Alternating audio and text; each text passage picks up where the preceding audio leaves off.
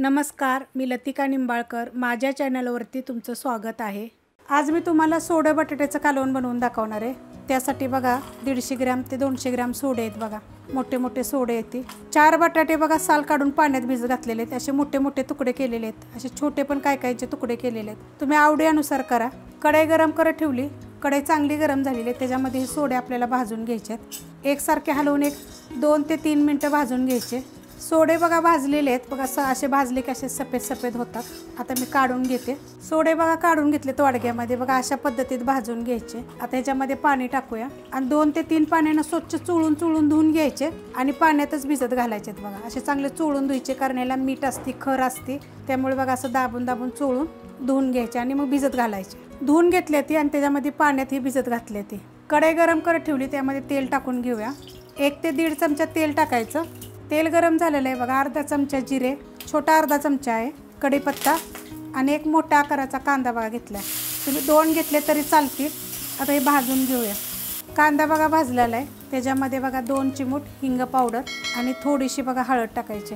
आता हे हलवून घेऊया आणि ह्याच्यामध्ये 1 चमचा आलं आणि लसूण पेस्ट आहे. आता हे परतून घेऊया चांगलं.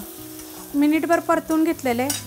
आता ह्याच्यामध्ये 1 मोठ्या आकाराचं टमाटर बघा बारीक कापून घेतलेलं आहे. आता ते टाकल्यावर पण 1 मिनिटभर आपण परतून घेऊया. टमाटर टाकल्यावर परतून घेतलेलं आहे.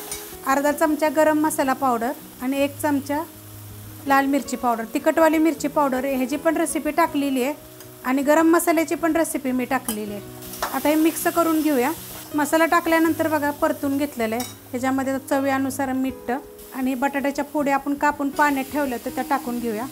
गॅस मिडियम आहे, बारीक करायचा. मिक्स करून घेऊया. एकदम गॅस बारीक केलेला आहे बघा. आता ह्याच्यामध्ये हे सोडे जे आपण पाण्यात भिजत घातलेले स्वच्छ धुवायचे, त्याला खर असते. आता हे चांगलं ह्या मसाल्यामध्ये परतून घ्यायचं. परतून घेतले बघा. आता ह्याच्यामध्ये थोडीशी कोथिंबीर टाकूया आपण आणि ह्याच्यामध्ये गरम पाणी टाकायचे. आपल्याला तुम्हाला किती कालवण पाहिजे त्याच्याप्रमाणे पाणी टाकायचं, पण गरम पाणी टाकायचं, मग छान लागतं बघा कालवण.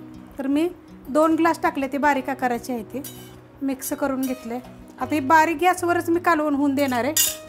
झाकून ठेवूया. 1 ते 10 मिनिटात कालवण होतं बघा. बारीक गॅसवर बघा झाकून ठेवलं होतं.